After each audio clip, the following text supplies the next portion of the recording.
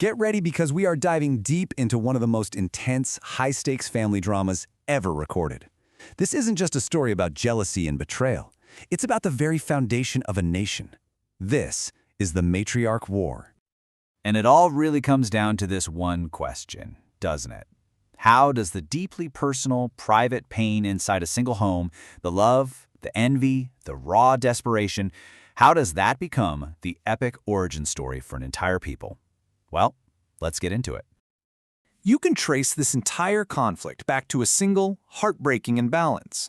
You've got two sisters, both married to the same man. One of them, Rachel, she had his heart. But the other, Leah, she was the one who could give him sons. This bitter rivalry, born from that love and longing, would, believe it or not, end up forging a nation.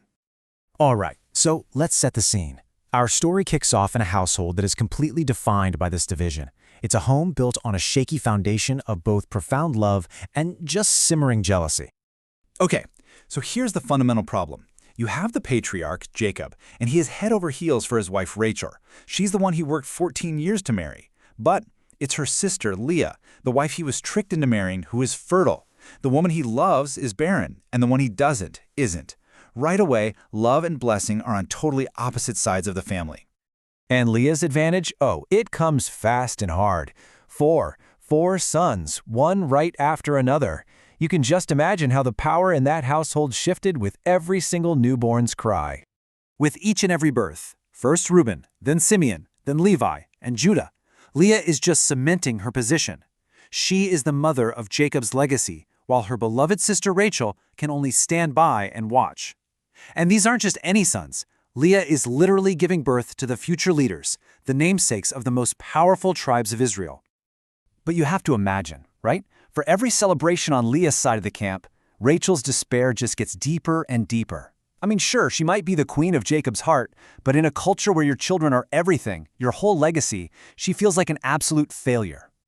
And it all just builds and builds until she finally breaks. She goes to Jacob, and it's not a request. It's a raw, desperate ultimatum born from pure agony.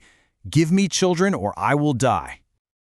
And this moment right here shows the absolute disconnect between them. Rachel is crying out from a place of pure pain, just begging the man she loves for help. But Jacob, he hears it as an attack, and he lashes out in anger, basically shouting, "What do you want from me? Am I God?" She feels totally alone, and he feels completely powerless. It's a disaster. So Jacob basically shuts her down. And Rachel, well, she realizes she's on her own. If she wants a legacy, she is going to have to get it for herself. And this is where the game changes. A strategic, high-stakes proxy war is about to begin. So Rachel comes up with a plan, and this wasn't just some random idea. It was a recognized custom at the time. She offers her handmaid, Bilhah, to Jacob to act as a surrogate. The goal here? To have children through Bilhah that would legally, and in the eyes of everyone, be considered Rachel's. It's a bold, calculated move to build a family on her behalf. And you know what? It works. Bilhah has two sons. And you can see Rachel's entire mindset just by looking at the names she chooses. The first is Dan, which means vindication, as in, God has finally given me justice. The second is Naphtali, and she literally says, I have fought hard struggles with my sister and I've won. These aren't just names, they are victory speeches. They're battle cries. Oh, but if you think this is over, you are mistaken. Leah sees what's happening. Her own pregnancies have stopped, and now Rachel is on the board with two sons of her own. So Leah decides to fight fire with fire. She copies her sister's strategy, and this proxy war is about to escalate. So Leah gives her own handmaid, Zilpah, to Jacob. And soon enough, she also has two sons.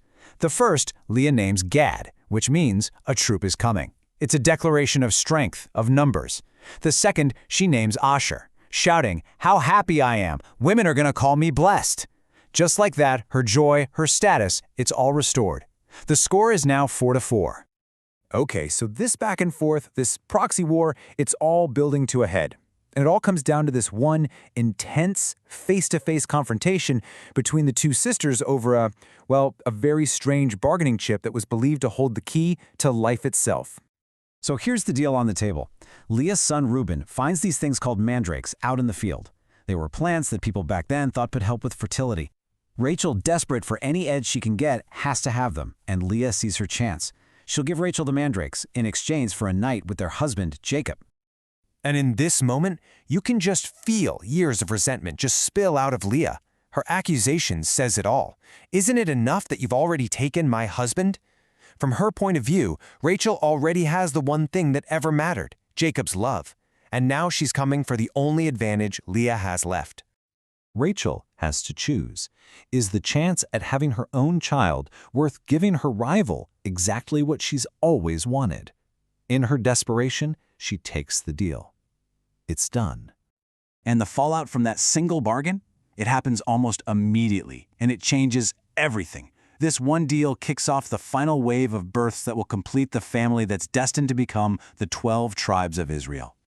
And here is the absolute gut-punch irony of the whole thing. The mandrakes seem to work, but for Leah. That night, she conceives. She names the son Issachar, meaning reward, because she sees him as God's payment for giving up her mandrakes. Then she has another son, Zebulun, her sixth, and finally, a daughter named Dinah. Leah's family is now enormous. So at this point, Rachel is at rock bottom. Every plan has failed, her rival has 7 children, and she has none of her own. So she does the only thing she has left to do. She gives up on the schemes, the bargains, and she just turns directly to God. Her prayer is one of total surrender, just begging for this public shame to be taken away from her. And then, after all the rivalry, all the tears, all the strategy, the entire narrative just pivots on this one quiet, beautiful line. And God remembered Rachel. And finally, her prayer is answered. She gives birth to a son of her own, Joseph. So let's just step back and look at the final score, so to speak. You've got Leah with 6 sons and a daughter, Rachel with her one long-awaited son. And the handmaids, Bilhah and Zilpah, have secured their own legacies with 2 sons each. The foundation for the 12 tribes is now set. And that's really the heart of it, isn't it? This entire nation, this massive story that would shape history, it doesn't start on some grand battlefield or in a palace. It starts right here, in the tents of 2 rival sisters, fighting for love, for a legacy, for a place to belong. It all begins with the raw, messy, fiercely human heart of a mother who just refused to give up.